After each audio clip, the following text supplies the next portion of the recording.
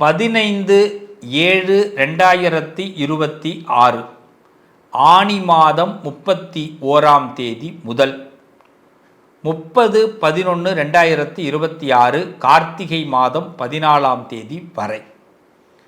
இன்னும் எளிமையாக இங்கிலீஷில் சொல்கிறேன். 15/7/2026 தமிழ் மந்தில் ஆனி 31 அதுலேருந்து ஸ்டார்ட் பண்ணி 30/11/2026 கிருத்திகை தமிழ் மந்தில் 14th வரை. இன்னும் கொஞ்சம் தெளிவாக உள்ள போகும்போது ஜூலை மாதம் 15ஆம் தேதி 2026 ஜூலை 15ஆம் தேதி முதல் நவம்பர் மாதம் 30ஆம் தேதி வரை இந்த சனி பகவான் வக்கரத்திற்கு வருகிறார். லேசுப்பட்ட ஆள் இல்லை, அதை லேசாக விட்டுற முடியாது. இப்போ நம்ம ரொம்ப கவனமாக ஹேண்டில் பண்ணுற இடம். இந்த காலகட்டத்தில் சனி என்ன நினைக்கிறார் அப்படின்னு நம்ம தெரிஞ்சுக்கிட்டு அதுக்கு தகுந்த மாதிரி நம்ம அலாட்டாக ஒரு பிளான் போட்டோம்னா நம்ம சக்ஸஸ் ஆகலாம். நீங்கள் எப்படி அலாட்டாக பிளான் போடணுங்கிறது தான் நான் இந்த பதிவில் கொடுத்துருக்குறேன். மிஸ் பண்ணாமல் இந்த பதிவை பாருங்கள். கண்டிப்பாக நீங்கள் தோற்று போக மாட்டீங்க. சனி கெடுக்க மாட்டார். உங்களோடு நான் இருக்கும் வரை, இந்த பதிவு உங்களோடு இருக்கும் வரை இந்த பிரபஞ்சம் உங்களுக்கு நல்லதை நடத்தும். நம்புங்க. வாங்க பார்ப்போம். தனம் தரும், கல்வி தரும், ஒரு நாளும் தளர்வறியா மனம் தரும், தெய்வ வடிவம் தரும், நெஞ்சில் வஞ்சமில்லா இனம் தரும், நல்லனவெல்லாம் தரும், அன்பர் என்பவர்க்கே கணம் தரும், பூங்குழலால் அபிராமி கடைக்கண்களே. அம்பாளுடைய கடைக்கண் பார்வை எங்கள் கன்னிராசி பிள்ளைகளுக்கு முழுமையாக கிடைக்கட்டும், கிடைக்க வேண்டும். அதுதான் என்னுடைய ஆசை, அன்பு. கன்னிராசிக்கு இந்த சனி பகவான் வக்கர பயிற்சியில் என்ன விதமான பலனை கொடுக்க போகிறார்? நமக்கு ஏறத்தாழ எப்பயுமே நல்ல முன்னேறணும், நல்ல உத்வேகமாக இருக்கணும், எதுலேயும் தடை வரக்கூடாது, ரொம்ப தைரியமாக இருக்கணும்னு நினச்சி தான் ஒவ்வொரு நாளையும் நாம் கொண்டு போகிறோம். ரொம்ப நம்பிக்கையோடு கடையை திறக்கிறோம், ரொம்ப நம்பிக்கையோடு ஆஃபீஸ்க்கு போகிறோம், ரொம்ப நம்பிக்கையோடு வாழ்க்கையை ஆரம்பிக்கிறோம், ரொம்ப நம்பிக்கையோடு பிள்ளைகளோட பேசுகிறோம். ஆனால் எல்லாத்துலேயும் ஏதோ ஒரு விதத்தில் ஏமாற்றங்களை சந்திக்கிறோம், ஏதோ ஒரு விதத்தில் காத்திருக்கிறோம். இந்த காத்திருக்கிற ஒரு பட்டியலில் கன்னிராசிக்காரர்கள் அதிகமாக இடம் பிடிப்பாங்க. இப்படிலாம் சில சூழ்நிலைகள் இருக்கிற நேரத்தில் இப்போ போய் வக்கர பயிற்சி வேறு வருதே, நான் என்ன பண்ணுவேன் அப்படின்னு ரொம்ப ஃபீல்லாம் பண்ண வேண்டாம். உங்களுக்கு ஒரு 3 விஷயத்தை நான் உங்களுக்கு கொடுக்க போகிறேன். சனி வக்கர பயிற்சியால் நமக்கு என்ன கஷ்டம் வரப்போகுதுன்னு சொல்ல போகிறேன். அந்த கஷ்டத்தை எப்படி ஹேண்டில் பண்ணணும்னு சொல்லி தந்துடுறேன். என்ன விடிவு கிடைக்க போகுதுன்னு சொல்லித்தரப்போகிறேன். அதுக்கு என்ன பரிகாரம். ஆக 3 விஷயத்தை நம்ம எடுத்துக்கிறோம். ஃபஸ்ட்டு, சனி பகவான் இந்த வக்கரகதியில் கலத்திரஸ்தானம் சொல்லுவோம், 7வது வீடு, 7th பிளேஸ். இங்கே இந்த சனி உட்கார்றார். இவர் 7ல் தான் ஏற்கனவே இருக்கார், மீனத்தில். அவர் அதில் போய் வக்கரமாக்குறார். அப்போ இதுவரைக்கும் புருஷன் பொண்டாட்டிக்குள்ள எல்லாத்துக்கும் ஓகே சொன்ன மனைவி, எல்லாத்துக்கும் ஓகே சொன்ன கணவன் இப்போ திடீர்னு கேள்வி கேட்கறதுக்கு சான்சஸ் உண்டு. திடீர்னு நம்ம நிர்வாகத்தில் தலையிடுவதற்கு வாய்ப்பு உண்டு.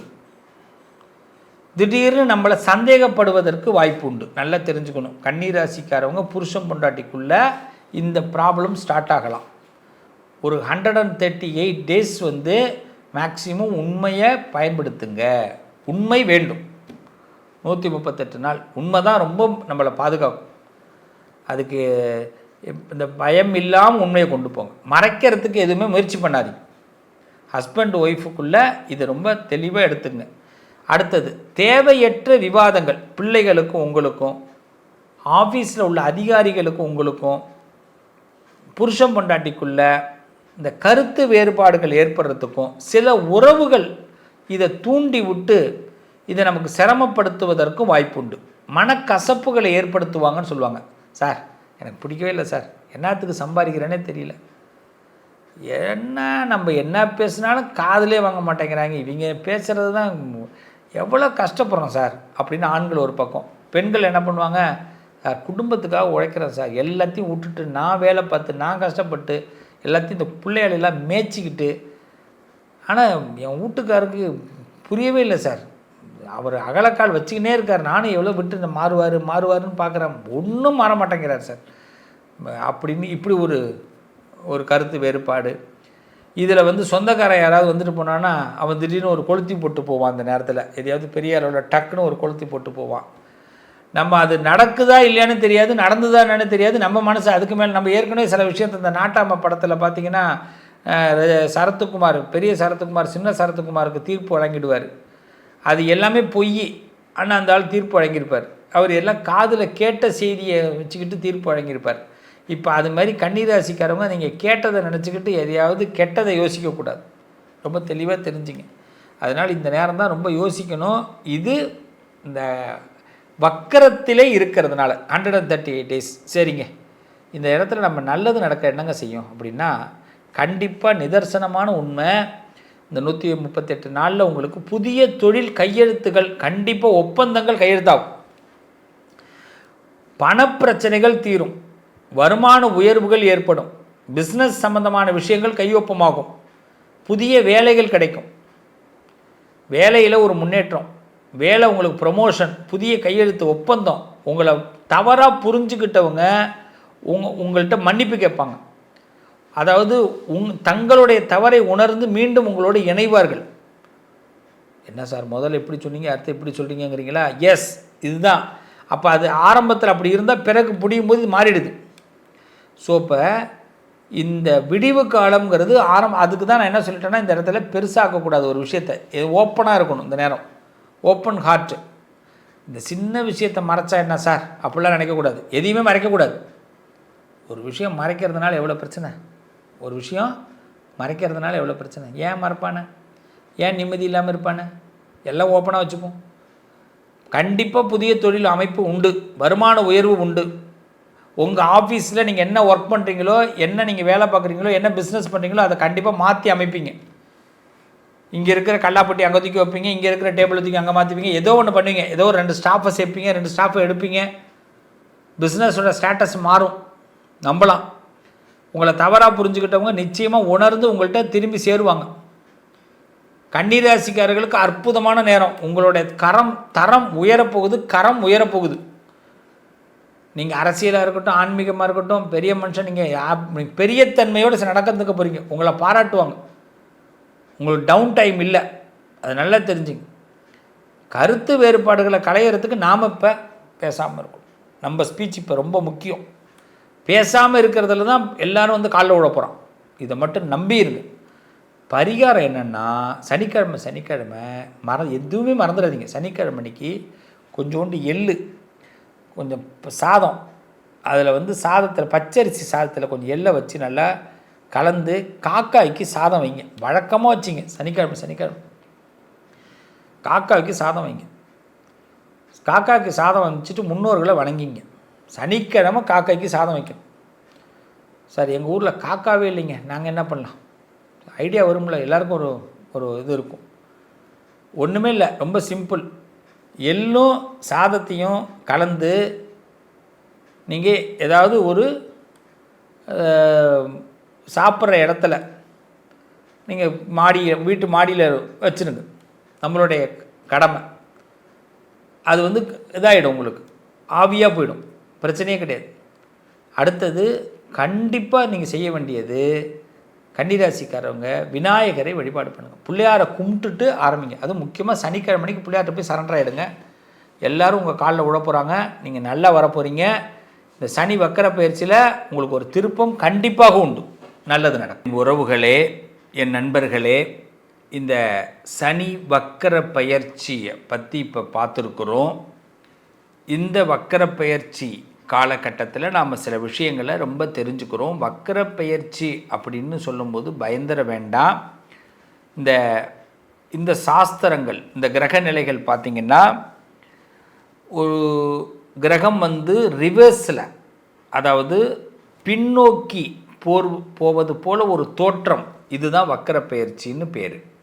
இப்போது உங்கள் ராசியில் எந்த இடத்துல இருக்காருன்னு சொன்னேன் இல்லையா, அவர் பின்னோக்கி போகும்போது என்னாகும், அவருடைய பலன்கள் வந்து கடந்த கால விஷயங்களில் கொஞ்சம் எடுத்துப்பார். நம்மளை வந்து அவர் ஒரு அடி, நம்ம எப்பயுமே ஒரு அடி முன்னாடி வைக்கிறோம், எல்லா இடத்துலையும் ஒரு அடி முன்னாடி வைக்கிறோம். இந்த காலகட்டத்தில் சனி பகவான் ஒரு அடி பின்னாடி வைக்கிறார்.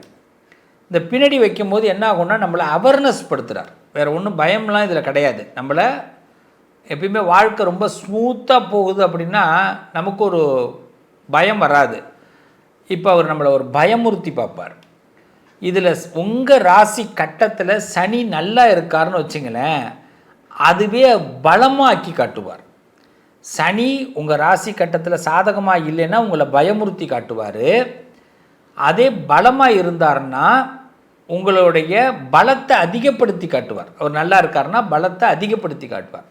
ஸோ ஒரு பயமுறுத்தி காட்டுறாருன்னா நம்ம உடனே பயந்துட வேண்டாம் பிரதர்ஸ் அண்ட் சிஸ்டர்ஸ்.